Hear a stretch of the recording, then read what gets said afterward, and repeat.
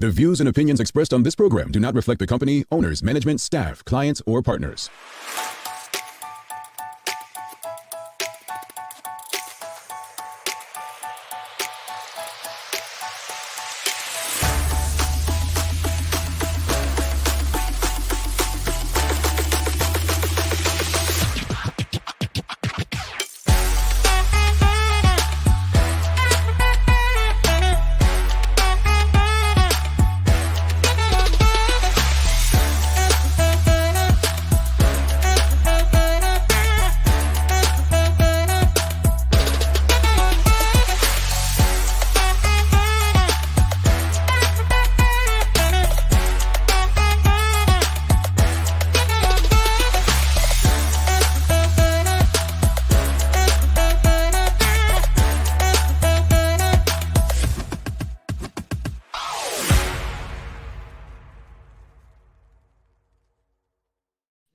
It's Tuesday, the 14th day of March 2023. Welcome to Bermuda's Daily Talk Show. It's the Daily Hour, brought to you by Medical House, One Communications, and Lindos. I'm Jamal Hartman. He's Larry Marshall Jr. And Tamara McHale will be with us in a bit to bring you the latest in her news break, brought to you by People's Pharmacy. Happy Tuesday, my brother. How good is it? It's good. We're ready to get on with the week. The weather's a little dodgy in Bermuda, but you know what? Just bring your own sunshine, people. Hey, I like that one. I like that one. When you live in places where it's dull all the time, you have to bring your own sunshine, unless you'll be just living in a miserable mood all the time. Yeah, well, hey, a lot to talk about this morning. Greetings, everyone, and thanks for making us part of your daily routine. A good one today, as Wilmot Trucking once again presents another conversation with our friend Traci Burgess from KBB. The daily play is a remember when, so a bit of history for you today. I don't remember what the question is going to be, so I can't tell you it's easy or not. Make sure, folks, seriously, make sure you subscribe to our website and follow us on social media to stay up to date with all that we have going on. Help us grow beyond the mic as we do our part to improve our community on a consistent basis. So real quickly, before we get into today's discussion, there's a lot that's happened. And we will speak about it in subsequent episodes of this show, but there's the reaction by David Birch, Colonel, however you choose to call him, minister, government, MP, whatever, regarding the, in quotes, slave house that was knocked down. There's the banking situation and how it impacts Bermuda. You see local Bermuda banks distancing themselves, and other IB businesses also saying that, we're in the clear. But then there's other articles saying that some of the tech companies, I'll just say that, Bermuda, were being backed by certain banks. So very interesting things that Bermudians just need to be very aware of, keep their finger on the pulse, and see how it impacts them. I think it would be wise for everyone to keep their eyes wide open, as well as the ears, to see how these situations will impact you. But as stated, we'll speak about them in subsequent episodes, both the banking situation in the U.S. and how it impacts Bermuda, as well as the remarks or comments or responses by David Colonel Birch in regards to, in quote, the slave house that was knocked down.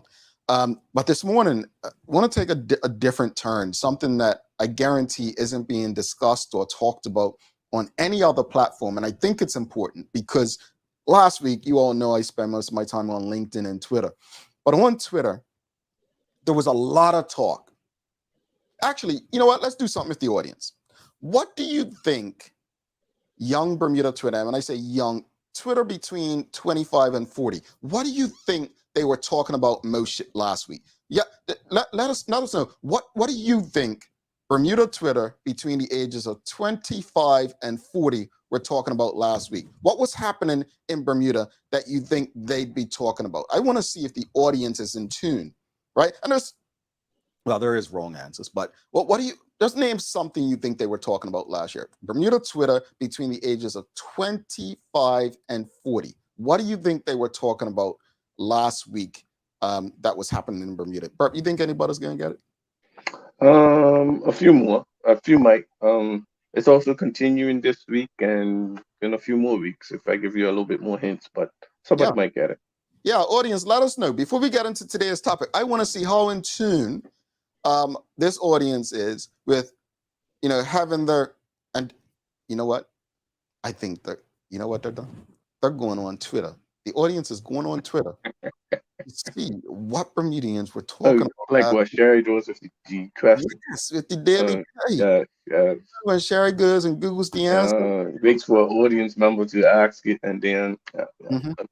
That's love you, exactly. Sherry. Love you, Sherry. Shut him down. Oh, I shot him down, Sherry. One of us does. No, let us know, audience. You don't have to, just take a guess. What do you think Bermuda Twitter was talking about last week? Bermuda Twitter, the ages between 25 and 40. What do you think was a hot topic for them last week? I'm interested to see how many people have their finger on the pulse. I think that's the term, right? Finger on the pulse. Yeah. Yeah. Yeah. No one knows. This is interesting. The audience is silent. You do you just okay? Do you just want us to tell you? Do you just want us to come out and say yes? Like you I all think have the no clue? silence is the silence is golden right now. Oh no, man. I watch too many crime shows to think silence is ever good. Hey, well, yeah, you're right. Hey, I'm just saying. I'm just saying. But all right. So since the audience is a bit behind and not I guess engage in that respect. No one wants to be wrong on this Tuesday morning. Um, that's not the question, Sam Cat Place. It's not about whether or not you use Twitter. The question is, what do you think Bermuda Twitter between the ages of 25 and 40 were discussing last week? That's the question, whether or not you use Twitter. You can know I know what's going on in Twitter, and I don't use Twitter. I'm not Twitter, TikTok, and I don't use TikTok. That's because Maya tells me everything, tell you the truth. Ebony Souza says insurance for our parents was one. She said insurance for our parents. Yeah, I did see that. All right, so I'll just tell you. One of the most engaging conversations on Bermuda Twitter last week, and it was funny and fun, was about Sports Day in Bermuda. Sports Day in Bermuda. No, not population of Bermuda, not Jason Hayward. Yes, those were both conversations, but one of the big conversations was Sports Day, and people were saying, "I don't remember Sports Day being this cold when I was doing sports. I don't remember it being this early." And people were arguing about sports being later in the year. It was big chat, big chat. It was one of the fun conversations. It weren't, one of the ones where people are arguing about. But out of this conversation about Sports Day in Bermuda comes something else, and this is especially for the parents, right? Especially for the guardians, the parents, the educators, the sports coaches, because something that I found very unique when I began living in the U.S. is, and we've spoken about it on this show before, Sports Day is not a norm in the U.S. It's really not a norm. So the question of the morning, and I don't mind, I hope I can say this publicly, but I said to Larry recently, I said, I had a conversation with Hazel Clark, right? And Hazel, she's a 3-time Olympian, whatever, and she's a runner, middle distance, right? Middle distance, right, Larry? Yeah, 100 meters. Middle distance. And I asked her, I said, Hazel, when did you start running? And I was shocked at the age that she told me. Shocked. 16 years old. She started running. And most times in Bermuda, and I'm not taking shots at anyone by saying this, but most times in Bermuda, you see the same names Front Street Mile from 8 years old right through 16. You feel what I'm saying? Hazel would have never run that until probably her final year in high school, right? And then within a year or two, she was top in the United States of America, right? So why are we saying that? Why is this important? How does it impact you? We have to figure something out, because Larry said this numerous times and we all know it. We're burning our young people out. So the question of the morning is, what changes should be considered for the traditional school sports day that will benefit young people more? That's the question of the morning. What changes should be considered for the traditional school sports day that will benefit young people more? Now, outside of the Barclay Institute, where they literally till death will greenhouse and gold house you to death, right? Right? We understand the tradition. But what we also have to understand is that we have to question and ask ourselves whether tradition is still, or was ever, or is it in the best interest of our young people? Well, I could talk about this all day, as you know. I was told by my wife that I need to be concise and break it down in layman's terms, so I will do my best possible. Um, Listening to your wife, good man. I always break it down to say 12 years and below, and then over 12, and how we should approach sports days. I have a opinion that most people would not like, and I'm okay with that. I actually am able to back it up by Mhm. some science behind it, and you know what, I won't go into that this morning. The high school part, I'm not too much concerned about.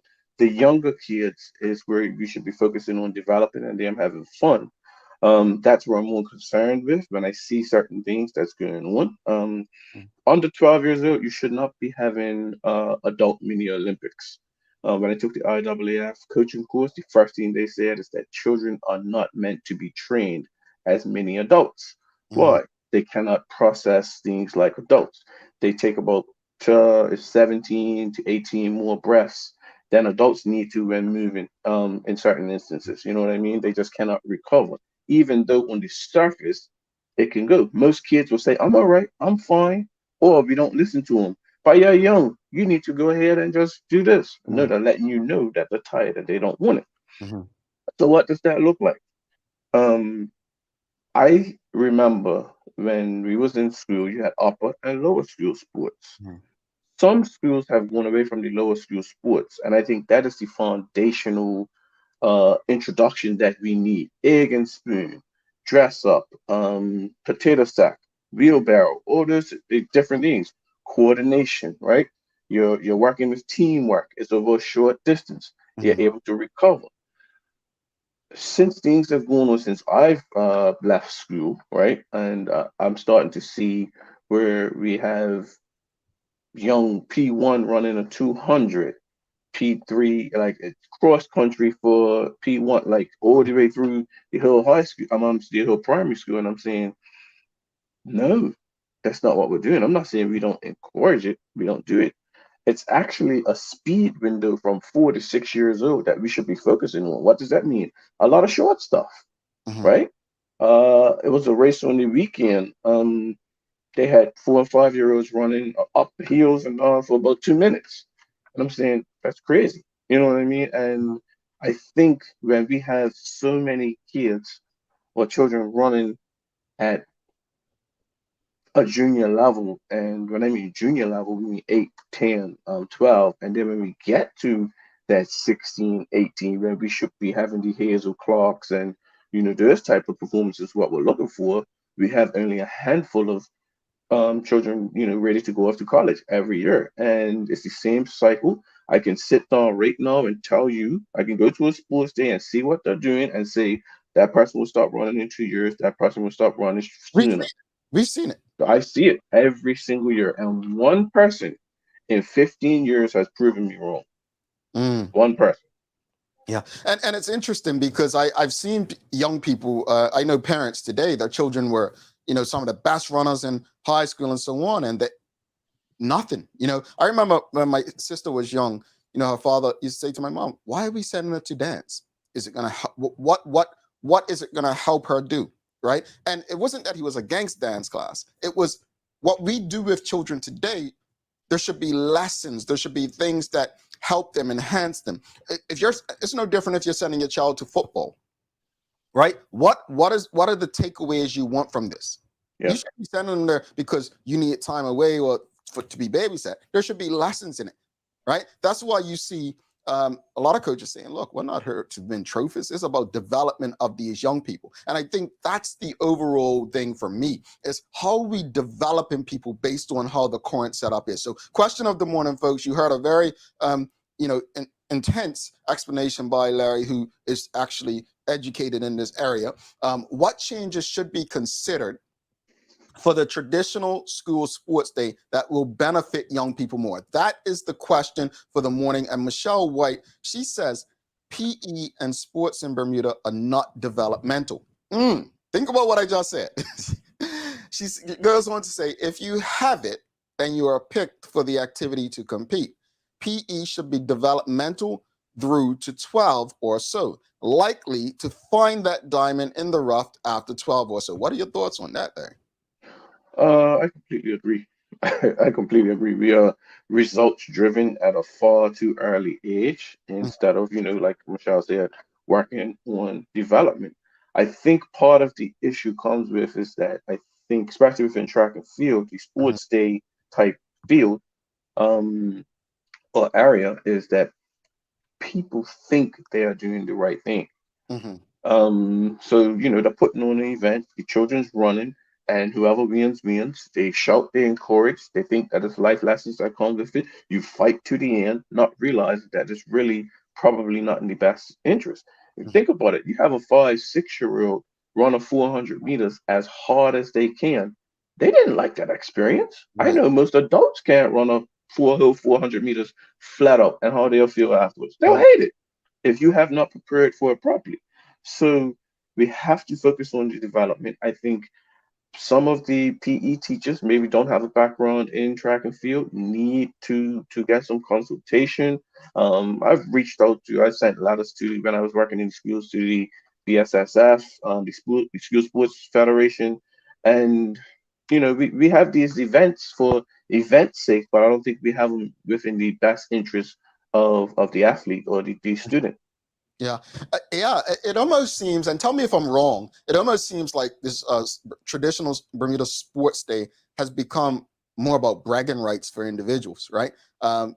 Again, you use the Barkley experience, the Gold House, Greenhouse. It's like bragging rights, and I hate to say it, but as I said just now, I agree 1,000% with Michelle White. Um, when I speak about whatever it is, dance or football, gymnastics, it should be about development. It should be about developing young people, right? Um, let's go back to the question, and we'll go to the audience. What changes should be considered for the traditional school sports day that will benefit young people more? You want to take any, Bert? Uh, Sorry, Judy Virgil has a very good comment.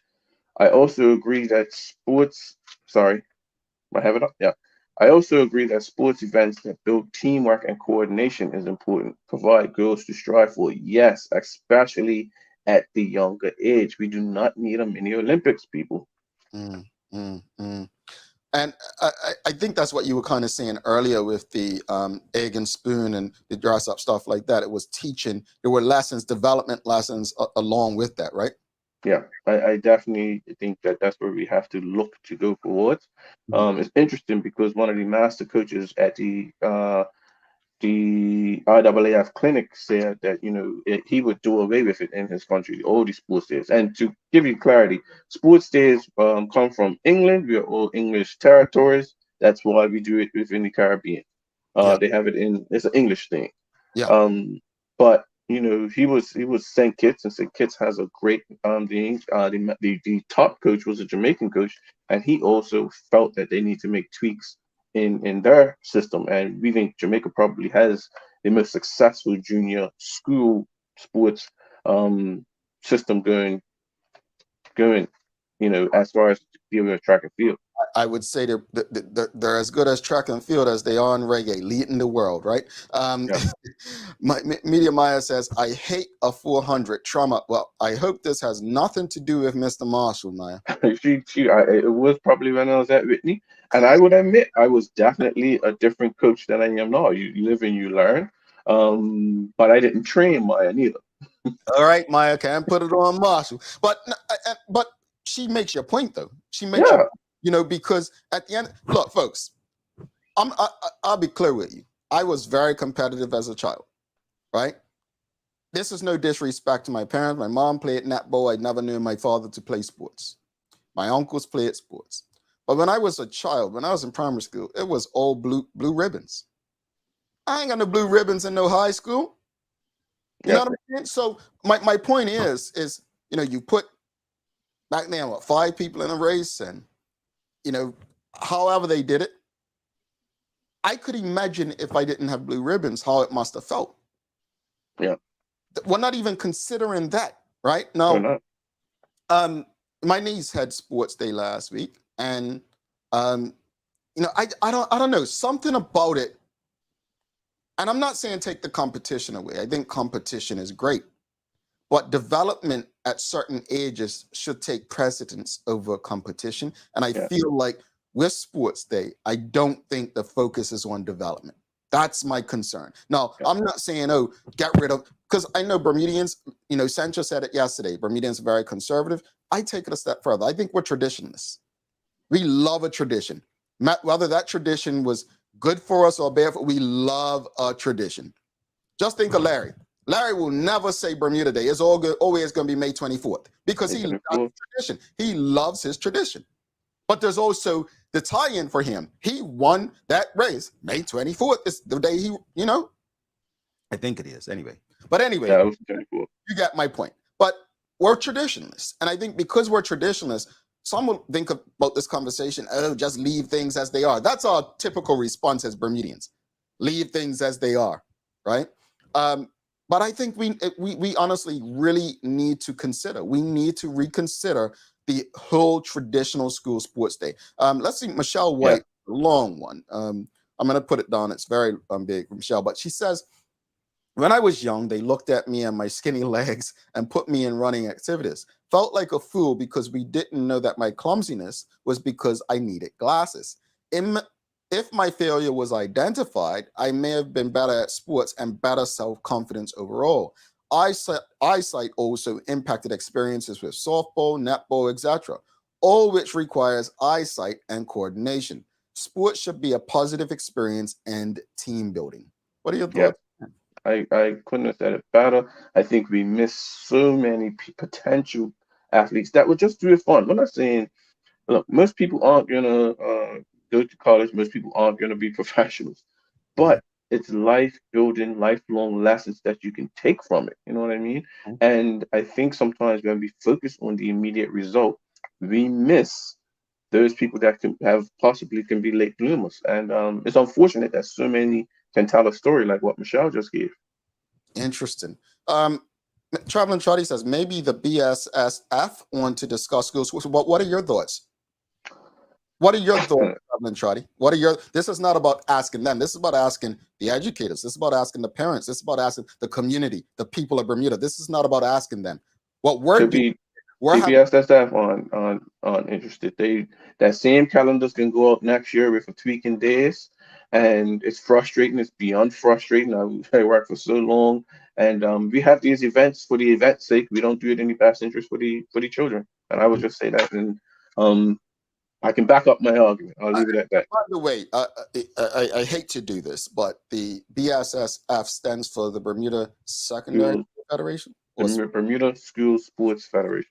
Okay. Yeah, Only because some people may not know what the yes. acronyms are. I think it's only right that we provide that clarity so they do. But what is your opinion, Traveling Trotter? You're an educator. Um, you're a Barclayite, the green and the gold. You guys probably do it best in terms of sports day and the bragging rights. But what are Yeah, your thoughts? Is it something that needs to be revisited from an educator's perspective? yeah, Again, for me, I think well, when we're dealing with children, everything should be about development. That's my yeah, final yeah. line. Everything development should be front and center. Um, And for me to finish up with it, I'm not against it, folks. It mhm. just cannot be the only thing we do. It cannot be the only thing that is adult mimicking competition. That cannot be the only thing we have. Indeed. Let's bring Tamara McHale in for the news break. We've got Tracy Burgess, a lot of things happening. We're going to talk to you about, the TDH community cleanup, some really cool things coming up, and how you and your organizations can get involved as well as it relates to what KBB is doing.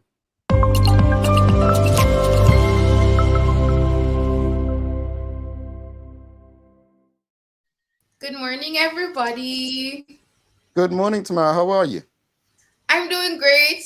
Getting used to your new time for me because, All right, you guys don't change. You yeah, guys are smart and don't touch the clocks. Thank you.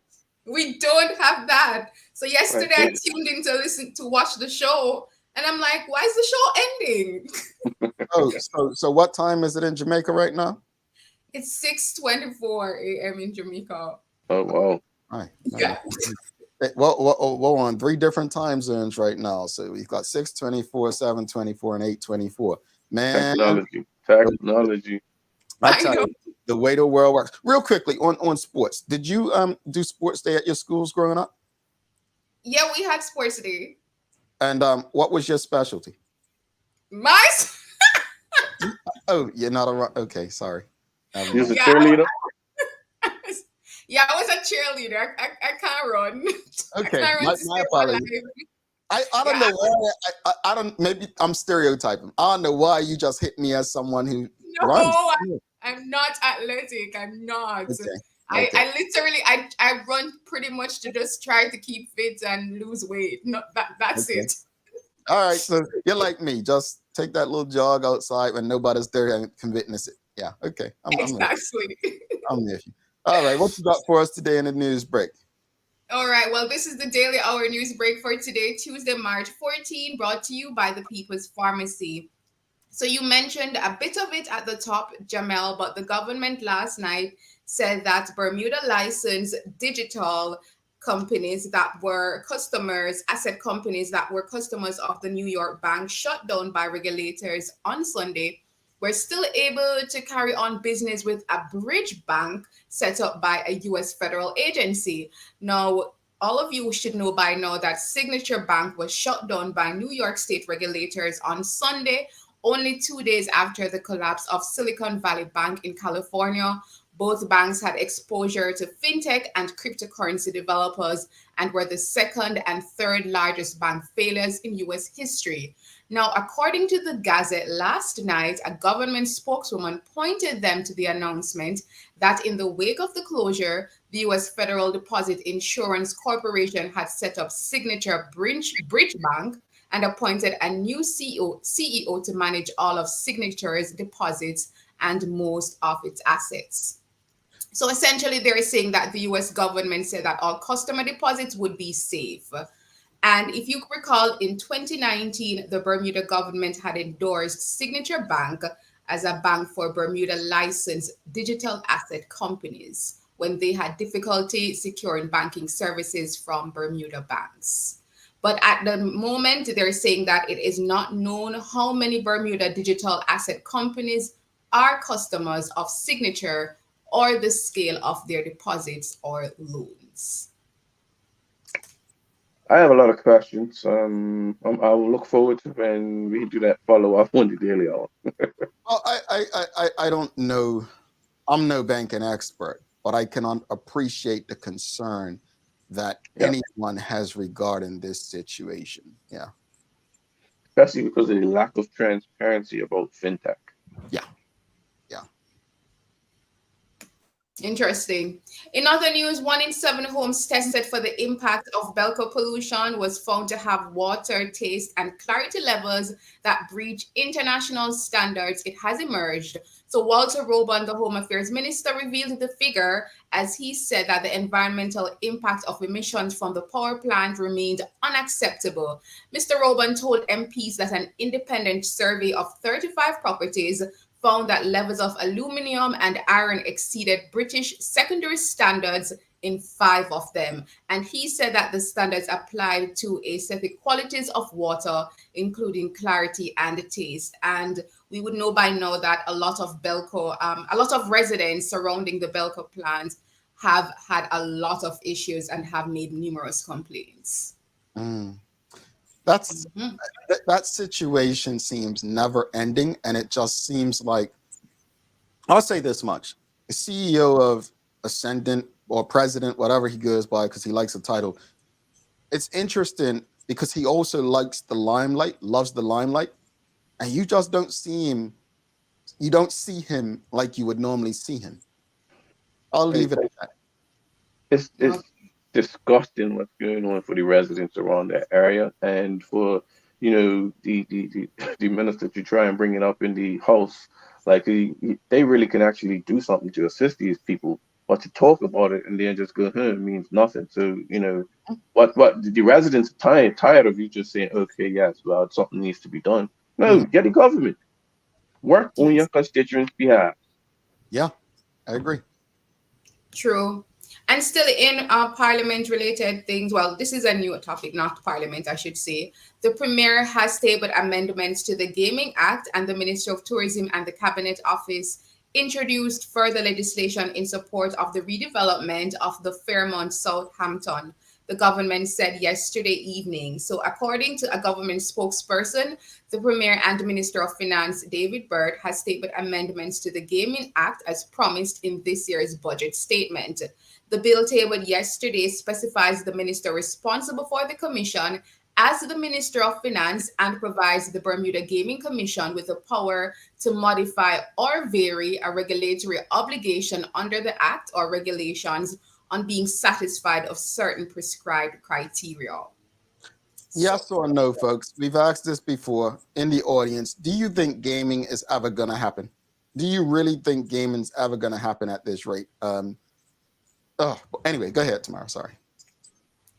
And still with Parliament from yesterday, it is now easier for married couples in Bermuda to end their union as the Matrimonial Causes Faultless Divorce Amendment Act 2022 is now operational. Kathy Lynn Simmons, the Attorney General, made the announcement in Parliament yesterday. She said the Matrimonial Causes Rules 2023, which was approved by the Senate in March last year, replaces the 1974 legislation, ending the, quote, unhelpful blaming and shaming associated with having to prove in court that the conduct of one of the parties is the cause of the breakdown in the marriage. She told MPs that this was a monumental achievement for Bermuda. I mean, None of that one. I'm staying off of that topic. I mean, yeah. Go ahead. Well, y'all staying off the top. I don't understand. That's not applicable to me. I mean, I'm just saying. I just find it's interesting legislation in a small community. It's interesting legislation in a small community. Yeah. Fair enough. Finally, to some other regional news here in Jamaica. The Jamaica Observer newspaper is reporting this morning that scores of members of the Jamaica Teachers Association have opted to withdraw from the union after the delegates voted to accept the government's new compensation package. So the JTA on Sunday evening announced that 80% of its delegates who attended a specially called virtually delegates conference voted to accept the government's latest wage package, while some of them, about 19%, said no. But even as the JTA executives were congratulating themselves for securing this improved offer, details of which are yet to be revealed to the public, angry teachers took to the social media platform and also to WhatsApp groups to slam the decision to sign. So you had, for example, teachers starting to reach out for links to opportunities to migrate. One reportedly said, quote, "Any more overseas work link, please pass it on. Can we send the overseas link right now?" And another teacher said that they are very displeased. They said that, quote, "The truth is, if we had better representation over the years, teachers would not be in the position. It seems as if the JTA's sole purpose is to appease principals and politicians while teachers are pushed in a corner," end quote. Unions and governments. Wow, the world over. The world over, indeed. And it's going to continue because the police are yet to sign in Jamaica. And there is a lot of anxiety about the government's wage package. So, yeah. Well, the world over. Hopefully it comes out to a resolve that most people can get with. Somebody's always going to be unhappy, but we'll see. Yeah, indeed. True. All right, let me quickly go to the weather. So in the weather in Bermuda, Larry, we can confirm, but according to the Bermuda Weather Service, it's going to be a cloudy start to the day this morning with a chance of remnant showers. You may have a little bit of brighter day later on. You are also expected to have some winds, southwesterly, moderate to strong.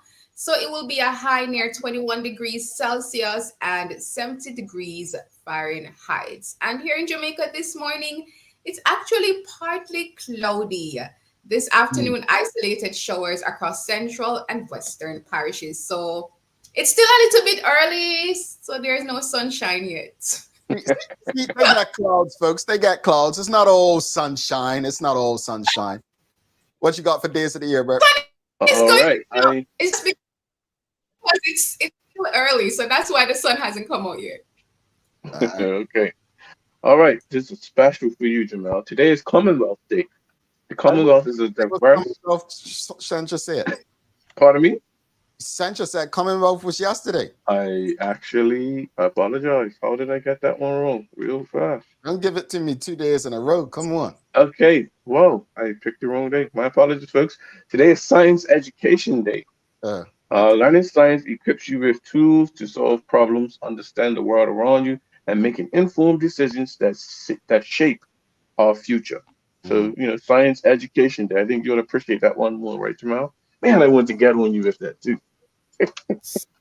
Did you like science, Tamara? Kinda ish. Like I did get I came first in human and social biology, but I hated physics because I'm not a math person. Yeah, physics just sent me. I wasn't that bad. The hardest part with physics was something that I can't see that you had to take as being absolute. Like it's like what? Like, so that part struggle. But biology and anatomy, I was pretty good at. I ain't like none of it. Yeah. If it weren't for science and certain math courses, a brother would have been okay. But no, I appreciate the minds that are into science. I think science it plays a huge role in terms of our development as a society. And when I see young children into it, doing science projects and so on, I'm just like, long may this continue. Long may it continue. Real quickly, I want to share this. So I shared on LinkedIn yesterday. Folks, go check out my LinkedIn post I put up yesterday. But it's really cool what happened. So a friend of mine, I went to a graduate school with a TT.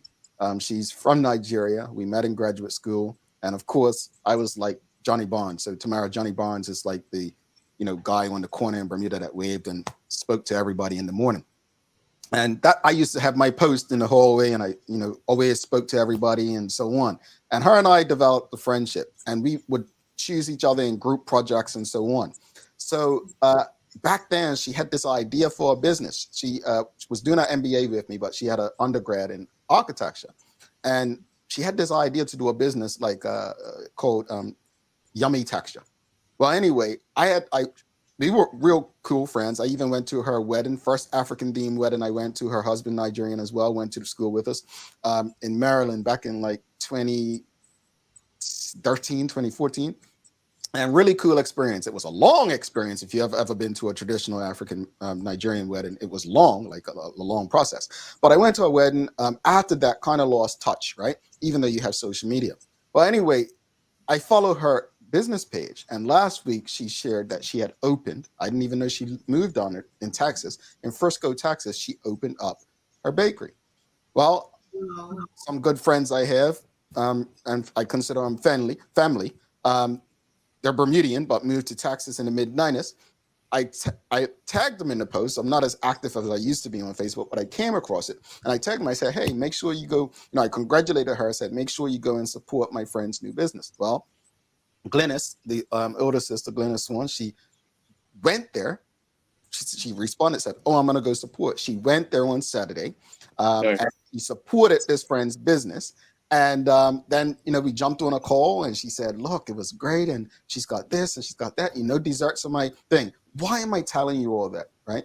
And I'll share with you what I put on LinkedIn. Just give me a second, because the lesson in this, we mentioned, as Tamara just came on, it's six something there, it's 7 something where I am, and where Larry is in Bermuda, it's 8 something. But I put on LinkedIn that this is what I love about social media and the internet. Last week, I browsed Facebook and came across a post by a former classmate from graduate school. She had opened a new store front in the Dallas area. Though I don't engage on Facebook as often, I decided to reply to the post by tagging close friends, family in the area, encouraging them to support her.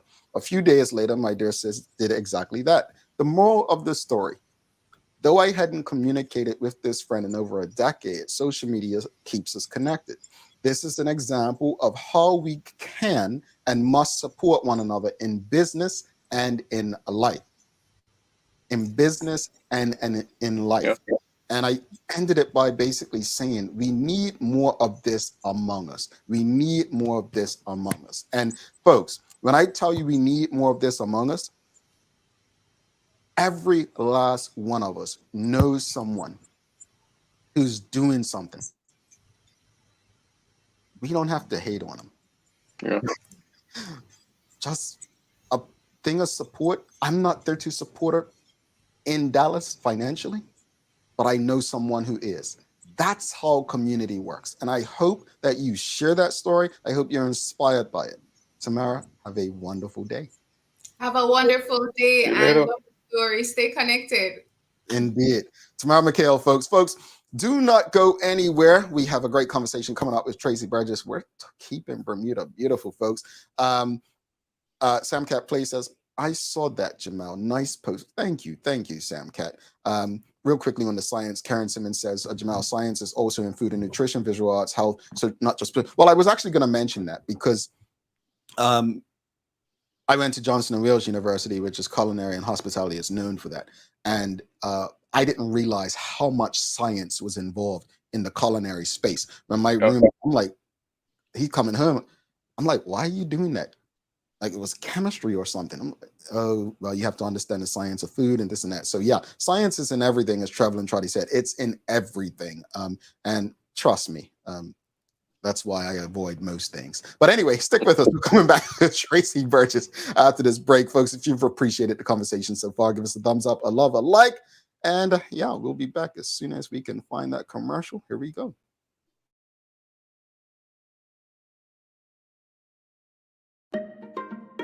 People's ACW, located at King Edward VII Memorial Hospital, carries over-the-counter medicines, toys, cards, and even toiletries. Our knowledgeable staff are there whether you're at emergency, visiting family, or a member of BHB staff, to show you our best even when you're feeling your worst. People's ACW, we're here for you.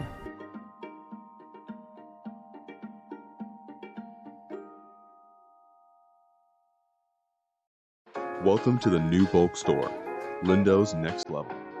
Wake up in the morning with enough coffee to keep you running throughout the entire day.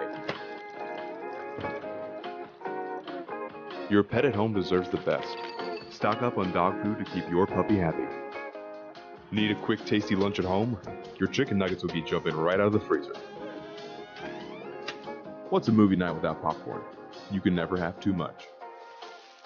Lindo's Next Level. Why go anyplace else? Mom's celebrating her 70th birthday next month. Have you noticed her age is catching up with her? Yeah. Plus, she's having a hard time getting up and around like she's used to. I would sure hate to see her fall. At Medical House Limited, we can help make life situations easier. We have electric beds, motorized scooters, bath stools, walkers, you name it. Mom's been real good to us. We'll get her birthday and Christmas gifts from Medical House. Medical House has relocated next to the Dandytown Field, number 6 Bakery Lane, Pembroke. Telephone 292-3622. Alrighty, welcome back to the Big Show. Larry Marshall Jr. I'm Jamel Hartman. It's the Daily Hour brought to you by Medical House, One Communications, Lindo's, and People's Pharmacy. Folks, make sure you subscribe to our website and follow us on social media to stay up to date for all that we have going on. Help us grow beyond the mic as we do our part to improve our community. Without further ado, let's give a warm welcome. We've got Traci Burgess. Thanks again to Wilmot Trucking, ensuring that we can have this conversation on a monthly basis with Traci Burgess of KBB. Let's give her a warm TDH welcome. You know what to do. All right, calm down, folks. Calm down. She's been here before. Calm down. They go crazy for you, Traci. They go crazy for you. Yeah. Yeah. How's things going? What's happening? Good morning. Well, it's March 14th, and I like what Larry said early on in the episode, bring your own sunshine. And I'm looking out the window, and it's very hazy, but I see a little bit of sun trying to peek through. So, hey, look, as long as it's peeping, it's on its way. So, look, let's get right into it. We had the TDH community cleanup, which I quite enjoyed. Again, would have loved to have more of you in the audience out with us. But again, we'll go again. And then KBB has some other things that you can be a part of as well. But just speak to us about how helpful that TDH community cleanup was, and for KBB and Bermuda? Yeah, it was extremely helpful. I mean, every little bit that anybody can do is going to contribute to the greater impact. But when we came together last month with the TDH community, it was the first ever event that we had organized through TDH and with you guys and pulling your audience and your viewers together. It was great. We had maybe 15 to 20 people in total that showed up. Wilmot's Trucking was on site and helped with the cleanup as well. We pulled out, the final number was about 1,150 pounds of trash, recyclables, and bulk waste from about a quarter-mile radius. So not a very large area that was covered, but a pretty significant impact. And just speak to us, Jordan. We collected over 1,000 pounds, right, of waste. How many total cleanups did KBB have in February, and how much waste was collected? Because I remember last month you shocked people, and something tells me you're about to shock them again. You ready? 25 cleanups in February. Sorry, guys, I'm just looking at the numbers on the side screen. It was 25 cleanups in February. We had 254 volunteers. Over 100 of those volunteers were students between, probably ages 6 up to 16-ish. And grand total, 12,417 and a half pounds of trash, recyclables, and bulk waste removed from those 25 cleanups. Wow. It's actually more than that, because the aquarium, Bermuda Zoological Society went out and did a clean around in Harrington Town, like in the water. And we only just got those data totals back the other day. So they have to be added to the 12,500 pounds for February. Wow. Yeah. I'm thankful. Excuse me. KBB's been around for however long. It's interesting that you brought up your students, because I remember when I was a student at Elliott and heard about KBB and Keep Bermuda Beautiful, it just stuck. You continue to go to schools. So what is the takeaway that students leave with? Yeah, so the greatest takeaway is, we focus at age-appropriate lessons. So in lower primary and preschool, we really just keep it simple.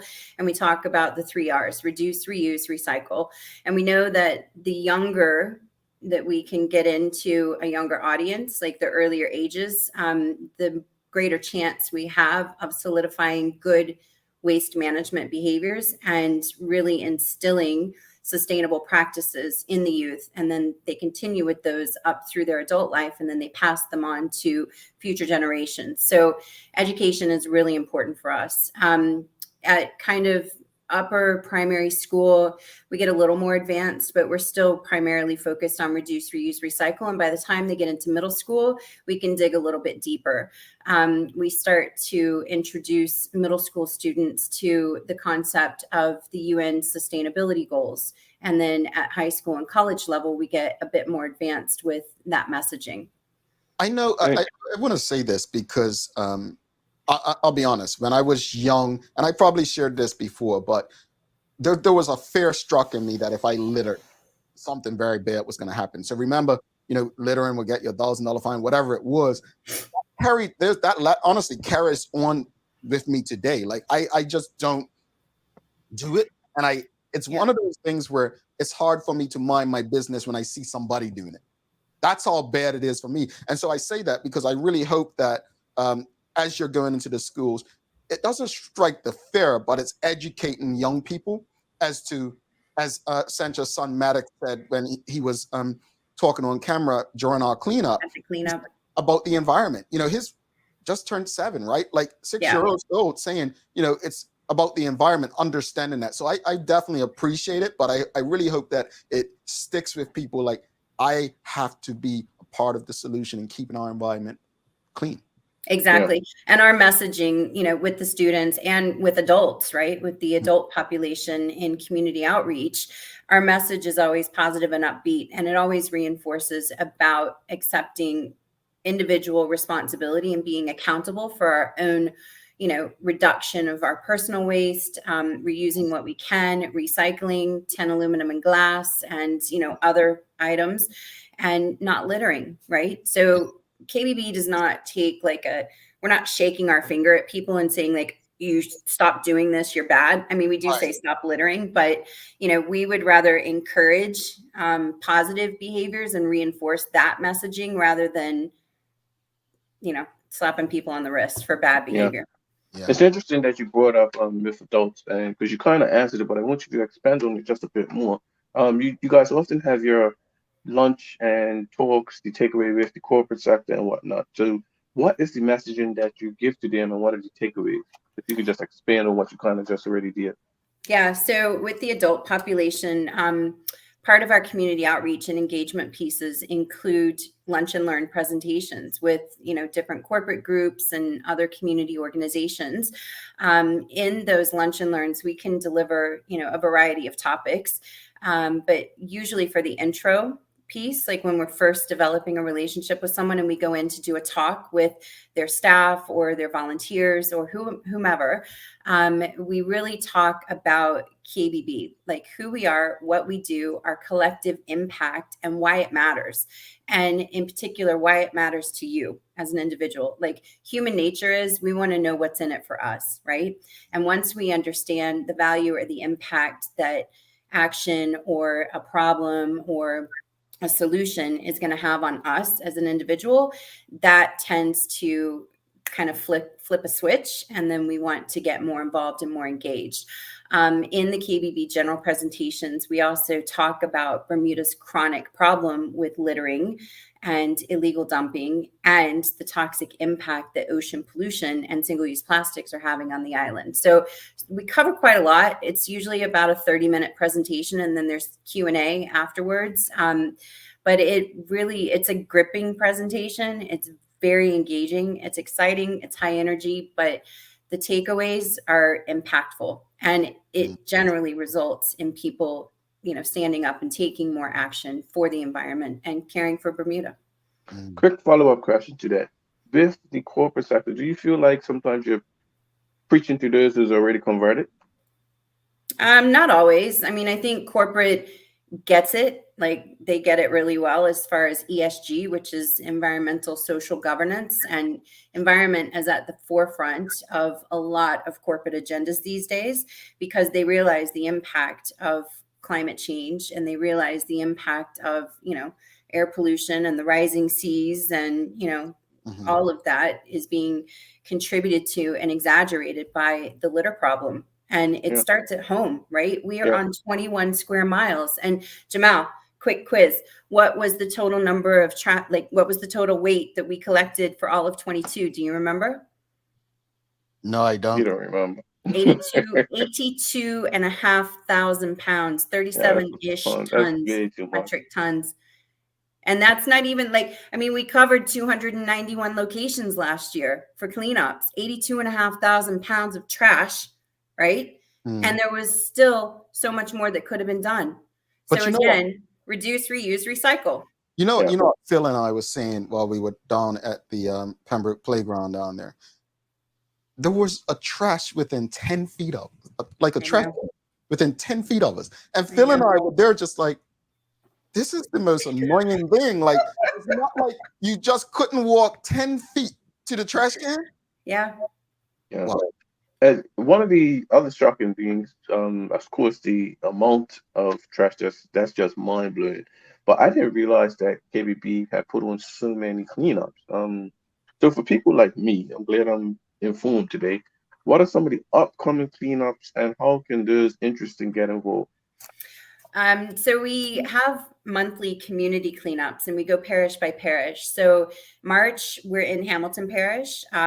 Saturday gone was rained out, so we've rescheduled it for this Saturday, the 18th. We're at Blue Hole Park, just before the causeway. And the sign-up form is on our website, kbb.bm. You can also find the other monthly community cleanups listed on our website, kbb.bm. And we push a lot of messaging and information out through social media as well. So be sure to follow, and share our social media posts. April 1st, kicks off Earth Month. So we're excited, ramping up and got lots of activities going for Earth Month. We're doing the Great Big Bermuda cleanup, which is all land-based cleanups the week of April 17th to the 23rd. We've got a corporate sponsor coming on board, so stay tuned for information on that. We've got lots of program partners and community organizations and schools and, companies taking action and doing cleanups that week for the Great Big Bermuda cleanup. And then we're finishing that week on the 23rd, which is a Sunday morning, and we're going to be doing the monthly community cleanup in Smiths. So we're going to be starting at Flats Public Dock. We're partnered with the aquarium and Bermuda Zoological Society. We're going to clean around Flats and then go around Harrington Sound. So other community organizations and schools are welcome to join in and get involved as well. A lot going on, a lot. And just want to give another shout out to Wilmot Trucking because, I remember when we were helping doing the TDH cleanup, folks, you need people in the community that have the tools to actually do this kind of stuff. Us lifting all that trash onto the truck, especially the bike. Obviously, I was in the easy position. Everyone else was doing the lifting, but I made it look pretty. You were behind the camera. Yeah. No, Maya was behind the camera. But it's so important for community partners to get behind it. So I love the fact that there's the corporate sector is behind it and sponsors are behind it. So thank you to all of them. Yep. Traci, one more question. How can someone get in touch with you today? Yep. Today you can email us at office@kbb.bm. You can call the office cell, which is 799-5142, and keep your eyes on social media. We're on Facebook, Instagram, a little bit on Twitter, but also on LinkedIn. And check our website. Our website is our central hub for communication. So that site is kbb.bm. And, stay connected and stay engaged, help spread the word. Indeed. Michelle White says, the efforts of KBB are to be commended, but I can't help but still be frustrated by the total disregard and filthiness of the general public, expecting you/us to clean up behind them. It's frustrating to listen to the stats. And I agree. But, things can change. And over time, I think the role of KBB is not just to do the cleanups, but the education component. So I think the work's being done, and I feel your frustration, Michelle, but all of us together can help change this, and I'm glad to partner with KBB and Wilmot Trucking to ensure that we can have these conversations so that, like I did with my friend's business, if it's not us, we may know someone who else doesn't know, and we can help them and influence them. Traci, thank you so much. We'll talk to you. Thanks, guys. All righty, Traci Burgess, folks. If you appreciated that conversation with Traci, please give us a thumbs up, a love, a like. Thanks again to Wilmot Trucking for ensuring that KBB can come on, have these conversations with us. Do not go anywhere. We're going to take a quick break, come back, wrap it up, and, the Daily Play. Stick with us. A lot happens around your home. That is why at One Communications, we have introduced affordable security and video monitoring, because everyone should be able to afford to protect their family. Anytime, from anywhere, One Home Security keeps you connected and puts security in your hands with an easy-to-use smartphone app to control everything. Home security is important to keep you and your family safe. Motion-activated cameras around your home and security monitoring within create a complete security system providing protection both inside and outside your home. Professional monitoring means that there's someone on call with 24/7 protection to notify the authorities and help keep you and your loved ones safe. We are dedicated to whole home protection with indoor and outdoor cameras, smart door locks, motion sensors, and more, so you'll always be connected to what matters most. With professional installation, no upfront hardware fees, and low monthly rates, because keeping your family safe should be affordable for everyone. Total home video monitoring and security, there's no better way to protect your home than with One Home Security.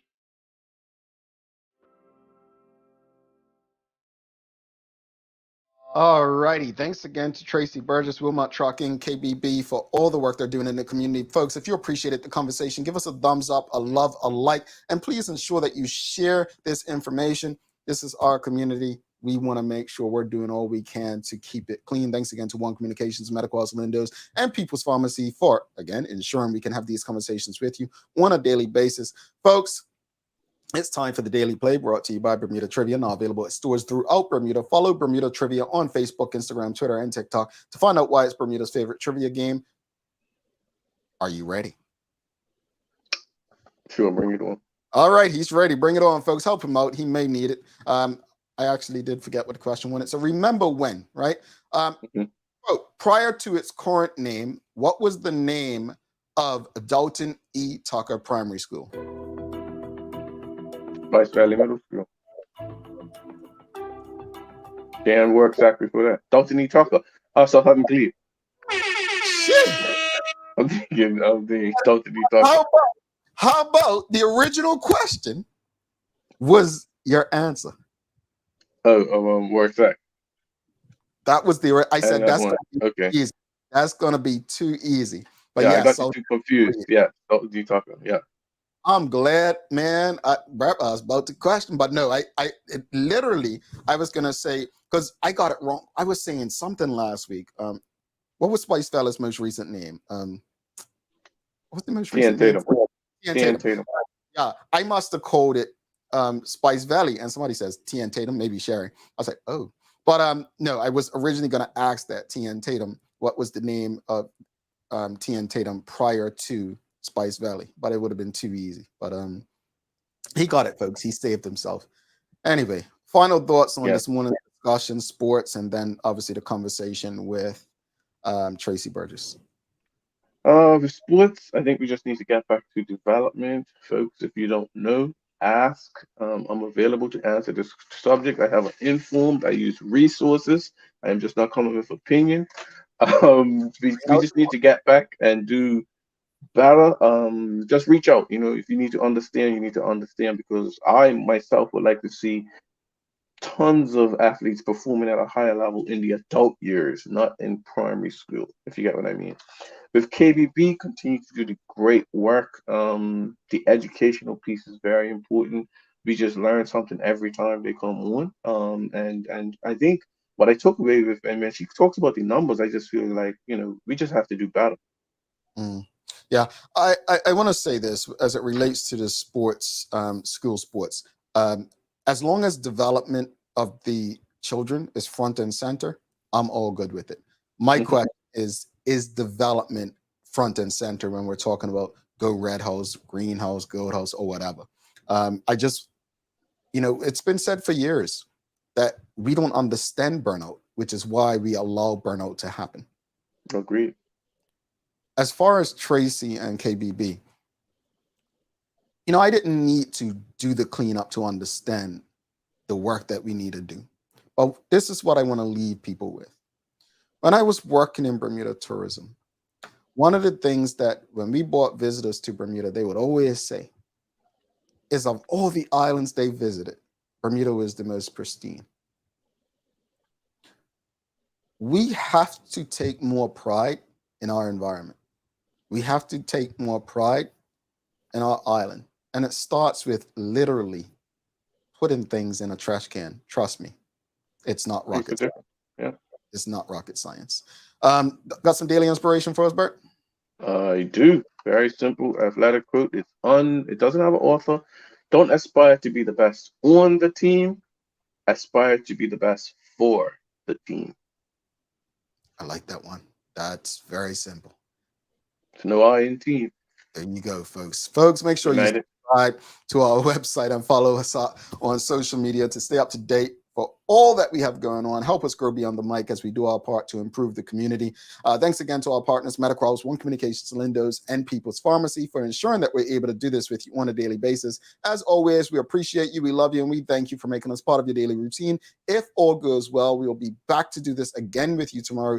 He's Larry Marshall Jr. I'm Jamal Hartman, my friends. Please do make it a safe and make it a great day. We are out. Peace.